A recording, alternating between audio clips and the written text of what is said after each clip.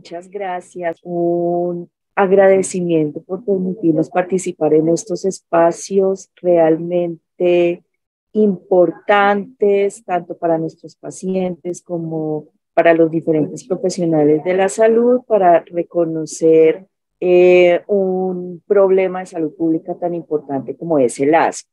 Eh, Vamos a hacer el abordaje de esta presentación con, iniciando con cómo ha sido el comportamiento del asma en Colombia, pero esto lo vamos a ver en el marco de las enfermedades crónicas no transmisibles y el enfoque de esta presentación va a ser desde la salud pública. Entonces aquí lo que queremos es reconocer en el marco de las enfermedades crónicas no transmisibles qué está pasando, algunos factores de riesgo, cómo se está abordando desde el marco de política pública estas enfermedades crónicas no transmisibles. Entonces, como les decía, el contenido de esta presentación va a ser desde una mirada de los factores de riesgo para las ENT y que algunos, si bien no pueden ser factores de riesgo principales para la aparición de asma, sí lo pueden ser para sus crisis y complicaciones. Después vamos a ver un poco del comportamiento de la mortalidad en Colombia, la situación específica de las enfermedades respiratorias crónicas y las acciones desde la política pública para el control de las enfermedades crónicas no transmisibles. Entonces, desde los factores de riesgo debemos tener en cuenta varias cosas, y es que el mundo ha venido cambiando. Ya tenemos unos determinantes sociales que están mediados por temas como la industrialización, la transición demográfica, que en cierto modo hacen que los modos y estilos de vida de nuestras poblaciones hayan cambiado.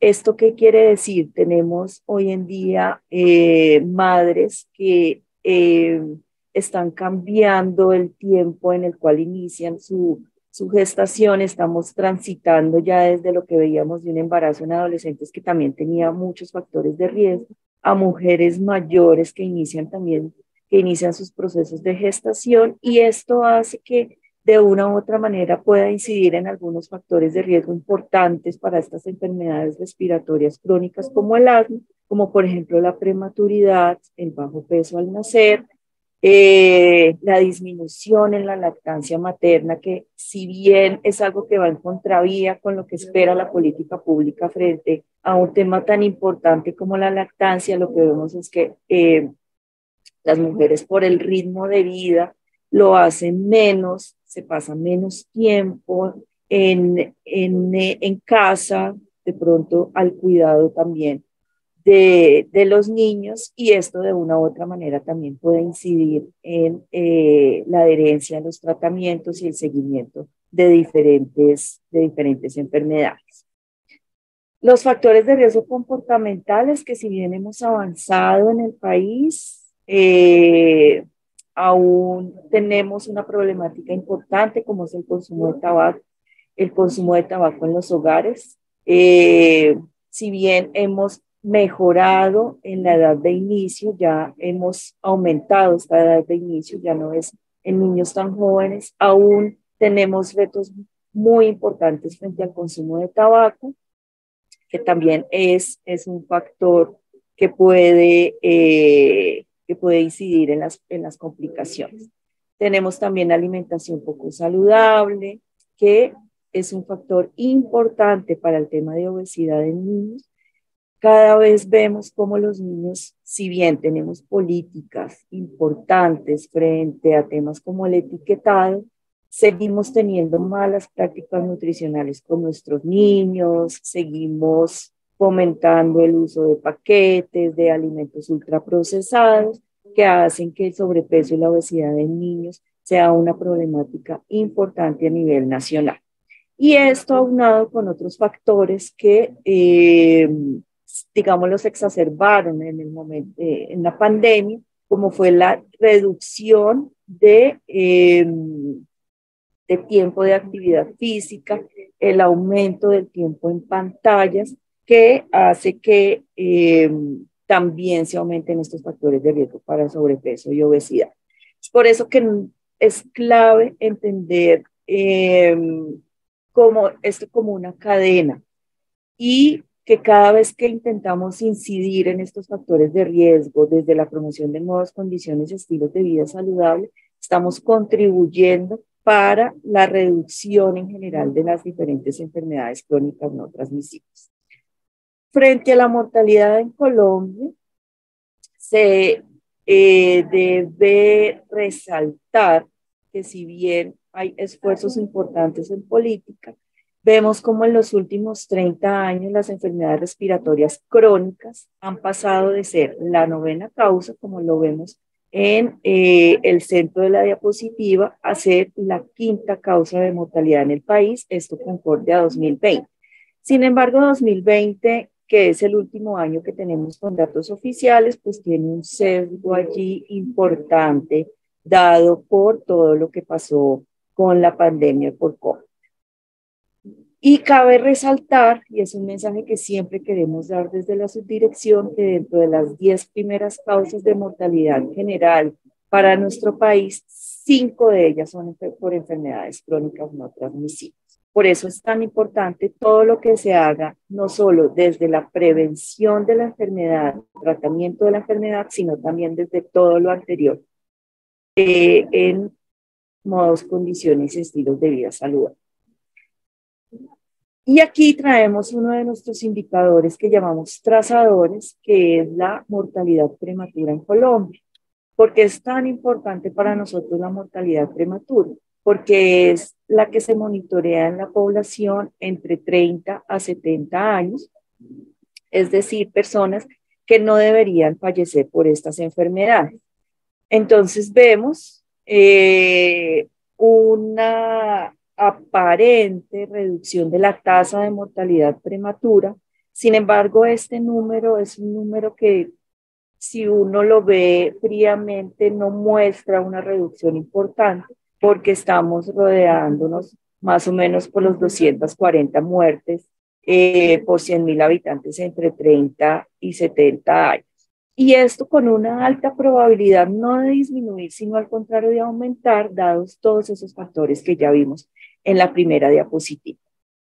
El cáncer sigue siendo una de las primeras causas. En los últimos 7 años ha sido la primera causa de mortalidad prematura en el país, y las enfermedades cardiovasculares y diabetes son la segunda y tercera causa de mortalidad prematura. Vemos en verde, aquí ya cuando vemos las líneas de tendencia, el comportamiento de las enfermedades crónicas de las vías respiratorias inferiores que terminaron para el 2021 con una tasa de mortalidad prematura de 8.7 por 100.000 personas entre 30 a 70 años.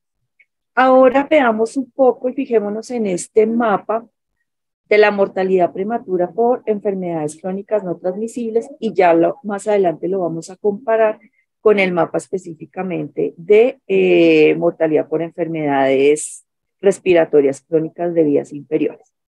Entonces aquí igual debemos resaltarlo, esta es la información oficial que tenemos a 2020. Vemos que está concentrada la mortalidad prematura, sobre todo en la zona central, donde vemos que Quindío, Risaralda, Valle del Cauca presentan las mayores tasas de mortalidad prematura por enfermedades crónicas no transmisibles. Esto, lo que mostramos aquí en verde, no es que sean territorios que estén bien, sino que tienen o presentaron una tasa de mortalidad prematura por debajo, digámoslo así, del promedio nacional.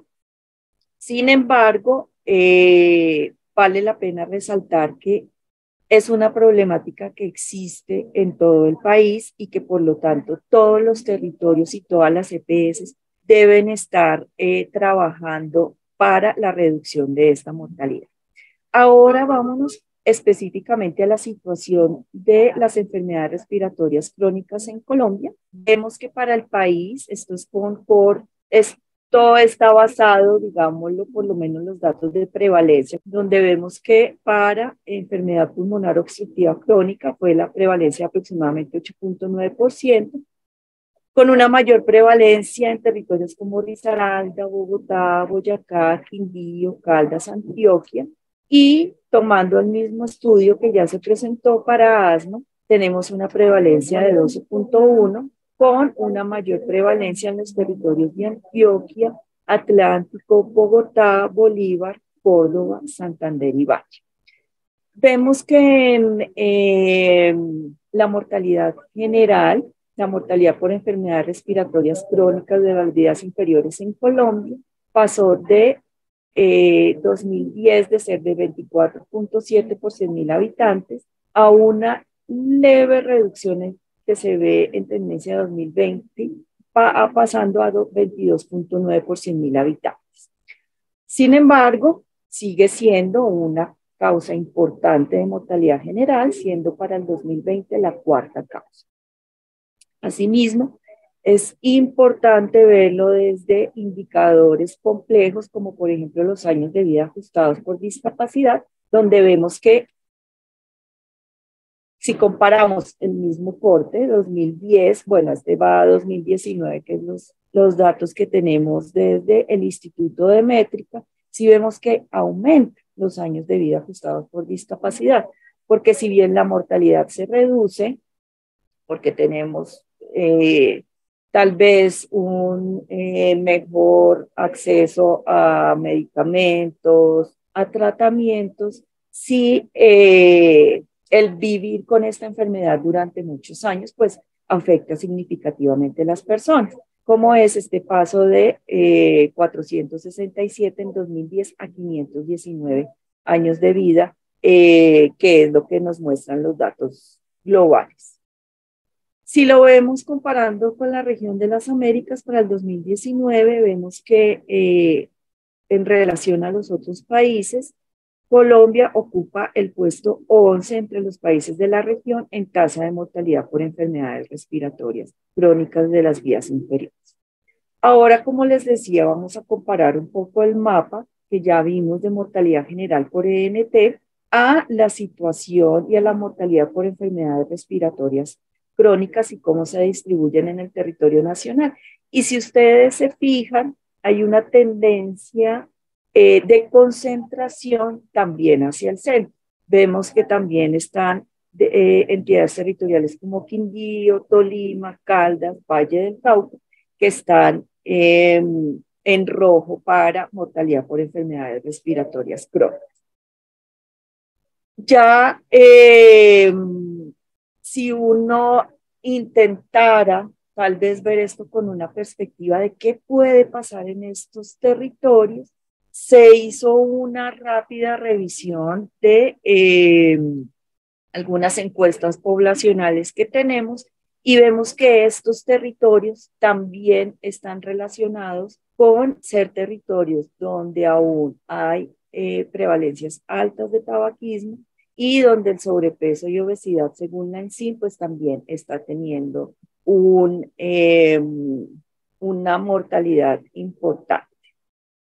Y también aquí nos podemos ver cómo se relaciona con lo que se decía en la ponencia anterior, y es que se puede ver que hay algunos de estos territorios es donde se ha identificado un menor acceso a métodos diagnósticos, como por ejemplo la espirometría.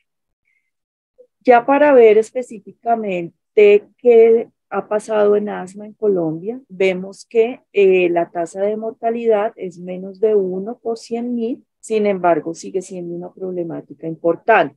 Aquí vemos como la tendencia para la mortalidad en población general, si bien venía disminuyendo en lo que veíamos desde el primer año 2010, con un descenso hasta 0,37 por 100.000 para 2016, pues a partir de este año inicia un aumento hasta el dato que tenemos de 2020 de 0,57 por 100.000.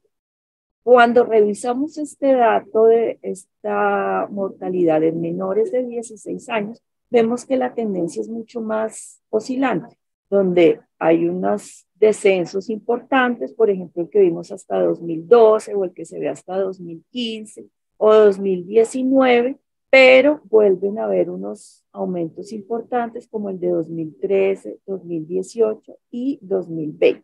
recordando que 2020 podemos tener allí el sesgo relacionado con lo que pasó con COVID.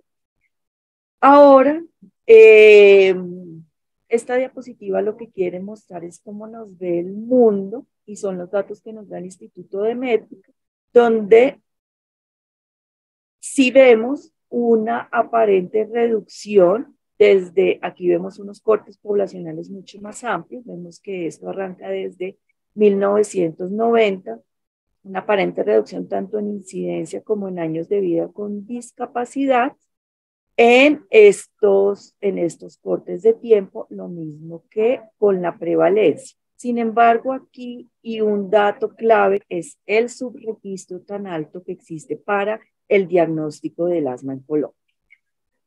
Entonces, ¿qué podemos ir diciendo frente a la situación de la mortalidad por asma, que son los datos que podemos relevar?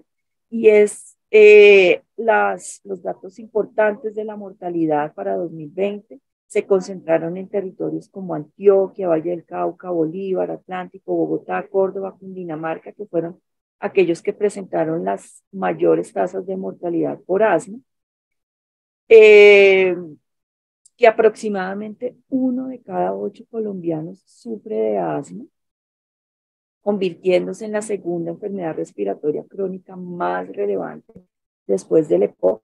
Vemos la carga tan importante que tiene esto en los años de vida vividos con discapacidad, dado que es una enfermedad que inicia en la infancia, pero que va a perdurar durante toda la vida.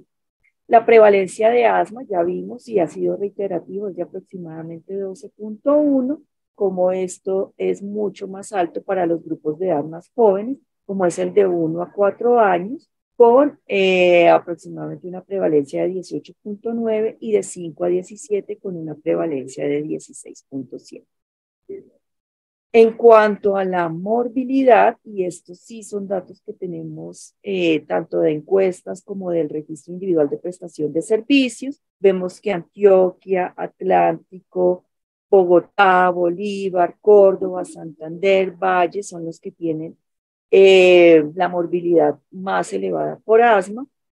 Y aquí es la enfermedad crónica más frecuente en los niños y por lo tanto la que causa más ausentismo escolar. Y este ausentismo escolar se traslada también al ausentismo laboral de los padres. Y esto se refleja tanto en esos gastos indirectos que lleva una familia que tiene un niño con asma. Y uno de los datos más preocupantes que tenemos es el subdiagnóstico, que como ya vimos es muy alto, es de los más altos que se ve para la detección de diferentes enfermedades, alcanzando casi el 70%. Es decir, que 70 de 100 pueden estar sin ser diagnosticados por asma. Ahora, ¿qué acciones desde la política para el control de la CNT se vienen desarrollando? Y aquí vamos a resaltar algunos hitos claves para la gestión del riesgo. El más importante, el aseguramiento universal que tenemos. Nosotros en Colombia tenemos un aseguramiento de aproximadamente el 98% de las personas, así como, y como aquí tenemos presencia de personas de otros países. Colombia es un país que en este momento tiene un sistema de salud basado en el aseguramiento. Por eso para nosotros este dato es tan importante. Y asimismo lo que nosotros llamamos la unificación del plan de beneficios. Digamos que antes teníamos lo que se llamaba un plan obligatorio de salud para unas personas que estaban afiliadas, que se llaman bajo un régimen que se llama contributivo, que son los aportantes, el que se basa en los aportantes, y había diferencias con el del régimen subsidiado. Sin embargo, esto, por los diferentes dictámenes de la Corte Constitucional, se ha unificado y tenemos las mismas garantías para todas las personas del territorio nacional. Entonces, ¿cómo ha venido avanzando la política? Desde unas acciones programáticas para la detección temprana del riesgo que bajo la normatividad que se tenía en su momento, y aquí lo clave es que había toda una serie de acciones para la detección de alteraciones del niño y que forma parte de toda esa gestión del riesgo que debe realizar el aseguramiento en el país. Esto ha tenido grandes avances, dando un salto aquí importante, por ejemplo, a lo que pasó en el año 2013, donde ya hay unas políticas de salud pública, como es el Plan Decenal de Salud Pública, donde las enfermedades crónicas no transmisibles en su momento se definen como una dimensión prioritaria y desde ese momento se ha hablado de un abordaje en el marco de la atención primaria en salud. Y aquí hay un hito muy importante para la gestión clínica del asma y del EPOC y es la generación de las guías de práctica clínica para estas dos enfermedades. Ahora, también debemos decirlo que tuvieron su desarrollo durante 2013-2014 y son guías que aún no han sido actualizadas desde el Ministerio de Salud. Damos un salto de lo que vemos aquí en las flechas al 2018, donde tenemos la Ruta Integral de Atención en Salud para promoción y mantenimiento de la salud, donde la valoración integral en primera infancia es muy importante para la detección de todos esos factores de riesgo y donde allí desde esa entrada de la detección, de esa detección inicial que se hace a estos niños, es muy importante y es clave poder detectar de manera temprana que se esté presentando la enfermedad. Y a partir de allí empieza a haber un desarrollo de unas herramientas que en su momento se llamaron rutas integrales de atención en salud de grupo de riesgo para enfermedades respiratorias crónicas, donde hay incluidas intervenciones para asma y hay un hito importante que es la creación de la mesa de participación ciudadana, que también ha sido mencionada en este espacio, donde, donde se recoge el sentir también de las diferentes asociaciones de pacientes para todos la actualización y la generación de todas las herramientas de política. En el 2021 se sigue avanzando en estos lineamientos de la gestión del riesgo para enfermedades respiratorias crónicas de las vías inferiores. Se formula un nuevo plan decenal de salud pública. Y aquí desde, digámoslo, 2020-2021 se viene gestando algo muy importante y es la ampliación y para asma esto fue un hito muy importante y es dentro de todo lo que son medicamentos financiados por la UPC, que para traducir qué es la UPC es la unidad de pago por capitación, de la mayoría de los medicamentos para asma. Entonces, si bien yo veía que había algunas preguntas en el chat frente a la barrera que era el tener que hacer la prescripción a través del MIPRES, hay que decirlo que a través del MIPRES se prescriben solo aquellos servicios y tecnologías que no están financiados a través de la unidad de pago por capitación. Pero para asma, durante 2020, 2021, 2022, la inclusión en el plan, en ya lo que no se llama plan de beneficios, sino de servicios y tecnologías financiados por UPC ha sido muy importante para esta enfermedad. Por lo tanto, ya la generación del MIPRES cada vez debe ser una barrera mínima, dada esta importante inclusión. Entonces, si bien sabemos que mantenemos unos retos muy importantes, como por ejemplo la actualización de las guías de práctica clínica, pues también sabemos que hemos venido avanzando para que haya una garantía de acceso a los diferentes medicamentos para las personas, esto incluido y financiado por la UPC.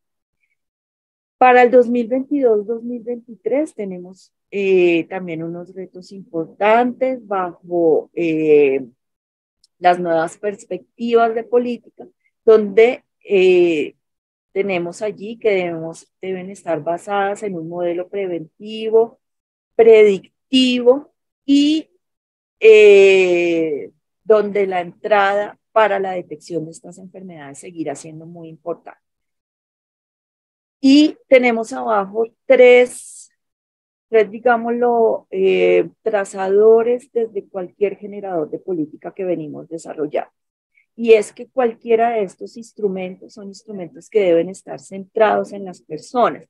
Por eso es que a veces no es tan fácil decir, bueno, vamos a generar un instrumento para el asma, otro instrumento para el EPOC, otro instrumento para, si bien son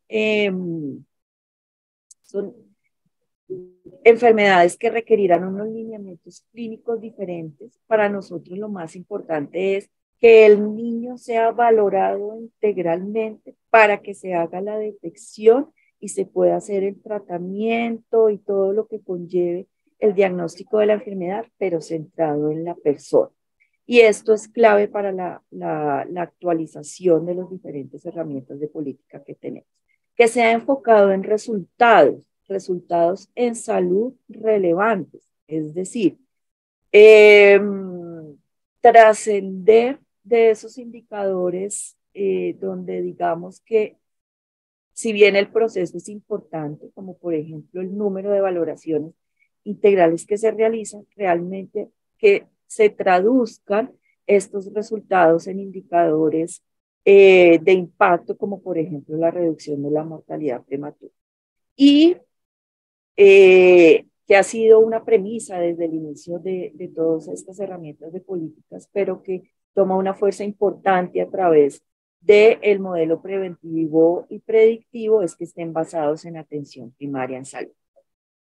Ya finalizando, vemos todos los instrumentos que se han venido desarrollando y que están publicados en nuestro repositorio institucional digital para tanto para los pacientes como para los prestadores de servicios de salud en los temas de enfermedades respiratorias crónicas. Aquí